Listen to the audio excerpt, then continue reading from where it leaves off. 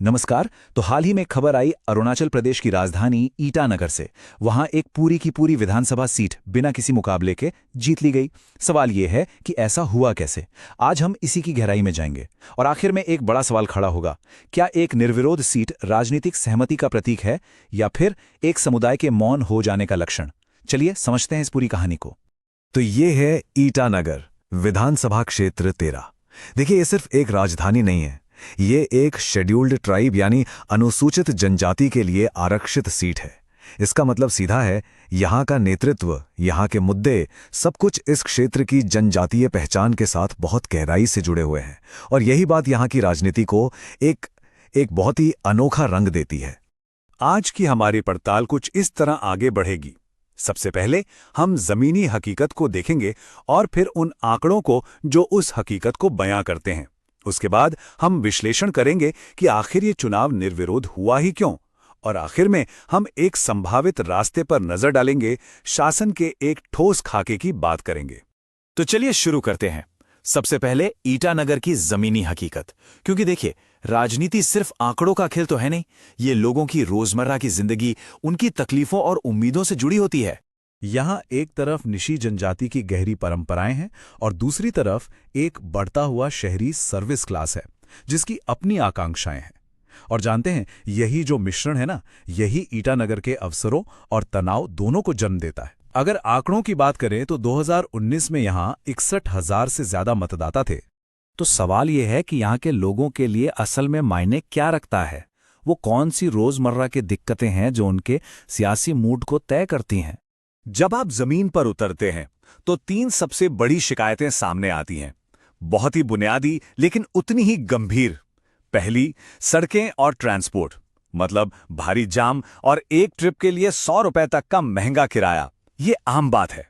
दूसरी, बिजली, बार बार कटौती और ऊपर से बढ़ते हुए बिल।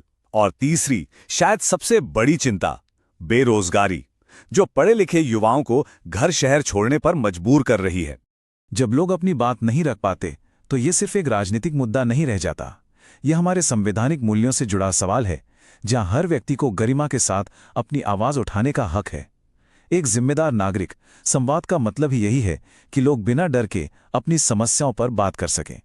अब चलिए जमीनी हकीकत से आगे बढ़कर उन आंकड़ों पर नजर डालते हैं जो एक राजनीतिक उदासीनता की कहानी कह रहे हैं। ये चार्ट देखिए, ये एक बहुत ही चिंताजनक ट्रेंड दिखा रहा है।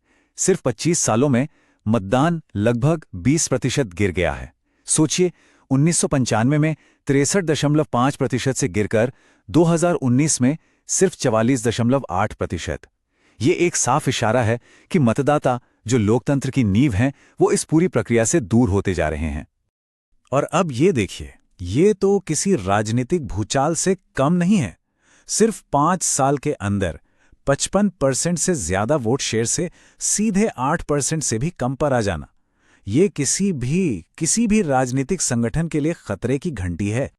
और यहां कहानी में एक दिलचस्प मोड़ आता है। देखिए, एक तरफ वोटिंग लगातार गिर रही थी, लेकिन इसके बावजूद 2019 का चुनाव वो एकदम कांटे की टक्कर का था। जीत हार का फैसला सिर्फ 302 वोटों से हुआ था। और यही बात 2024 में इसी सीट का निर्विरोध हो जाना और भी ज्यादा हैरान करने वाली बनाती है। तो चलिए अब इस पहेली को सुलझाते हैं। इस निर्विरोध चुनाव की वजह क्या है? आखिर ऐसा क्या हुआ कि जो सीट इतनी करीबी टक्कर वाली थी, वहां किसी ने चुनौती देने की हिम्मत ही नहीं की? तो आखिर ये होता कैसे है? देखिए, इसका एक मुख्य कारण इस एक लाइन में छुपा है। जब राजनीति बहुत ज्यादा व्यक्ति केंद्रित हो जाती है तो पार्टी के प्रति निष्ठा कम हो जाती है। मतलब जब मतदाता पार्टी की विचारधारा से ज्यादा एक नेता के प्रति वफादार हो जाते हैं तो पार्टी का पूरा ढांचा ही कमजोर पड़ जाता है। और ये टाइमलाइन, ये इसका जीता जागता सबूत है। जरा तेजी कासो के राजनीतिक सफर को देखिए।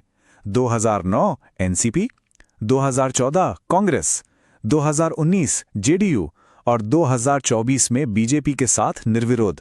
4 चुनाव, 4 अलग अलग पार्टियां, लेकिन जीत लगातार। ये क्या दिखाता है? यही कि ईटानगर में वफादारी नेता के प्रति है, पार्टी के झंडे के प्रति नहीं। ठीक है, तो हमने समस्या की जड़ को तो समझ लिया। अब बात करते हैं समाधान की। किसी भी राजनीतिक ताकत के लिए जो दोबारा खड़ा होना चाहती हो, उसके लिए रास्ता क्या हो सकता है? हमारा जो विश्लेषण है वो एक बिल्कुल अलग तरह के उम्मीदवार का सुझाव देता है। एक ऐसा प्रोफाइल जिसे हम कह सकते हैं ट्राइबल कस्टोडियन या आदिवासी संरक्षक। जरा सोचिए, कोई ऐसा व्यक्ति जिसकी जड़ें समाज में बहुत गहरी हों, कोई करियर पॉलिटिशियन नहीं, शायद एक सम्मानित डॉक्टर या कोई समर्पित शिक्षक, कोई ऐसा जिसकी पहचान उसकी सेवा से हो, राजनीति से नहीं। लेकिन देखिए, सिर्फ एक अच्छा चेहरा या अच्छा उम्मीदवार ही काफी नहीं होता। उन्हें एक प्लान की जरूरत है, एक जन केंद्रित शासन का एक पूरा खाका, एक ब्लूप्रिंट, जो लोगों को ये भरोसा दिलाए कि हाँ, ये हमारी समस्याओं को समझते हैं और इनके पास असली समाधान भी हैं। और ये खाका 4 मजबूत स्तंभों पर खड़ा हो सकता है। पहला, संगठन, जमीन से संगठन को फिर से बनाना। दूसरा, संयोग, यानी सही उम्मीदवार और सही गठबंधन खोजना। तीसरा, नीति निर्धारण, ऐसी पॉलिसी बनाना जो लोगों की समस्याओं को सच में हल करे। और चौथा, संचार, उस संदेश को असरदार तरीके से लोगों तक पहुंचाना। जब हम संगठन या संचार की बात करते हैं तो लोगों का भरोसा सबसे जरूरी है, और आज के डिजिटल युग में यह भरोसा उनकी निजी जानकारी की सुरक्षा से जुड़ा है। भारत का डीपीडीपी कानून इसी बात पर जोर देता है कि लोगों की सहमति के बिना उनकी जानकारी का इस्तेमाल ना हो। ये सिर्फ एक कानून नहीं, बल्कि सम्मान का एक तरीका है। और ये जो पॉलिसी एजेंडा है, ये कोई हवाई वादों की लिस्ट नहीं होनी चाहिए। ये उन शिकायतों का सीधा जवाब होना चाहिए। याद है जाम वाली सड़कें, तो प्लान हो गड्ढा मुक्त सड़कों का। बिजली की कटौती, तो गारंटी हो 24/7 बिजली की। ये एक ऐसा प्लान है जो लोगों से सीधे सीधे कहता है, हाँ, हमने आपकी बात सुनी है। तो अब हम आखिर में पहुंचते हैं। इस पूरे निर्वाचन क्षेत्र के सामने अब 2 रास्ते हैं, 2 बिल्कुल अलग भविष्य जो चुने जाने का इंतजार कर रहे हैं। एक रास्ता है उदासीनता का, ये मान लेने का कि चीजें जैसी हैं वैसी ही रहेंगी, शिकायतें अंदर ही अंदर सुलगती रहेंगी, लेकिन उन्हें कोई आवाज नहीं मिलेगी, और धीरे धीरे लोकतांत्रिक जवाबदेही खत्म हो जाएगी। लेकिन एक दूसरा रास्ता भी है, पुनरुद्धार का।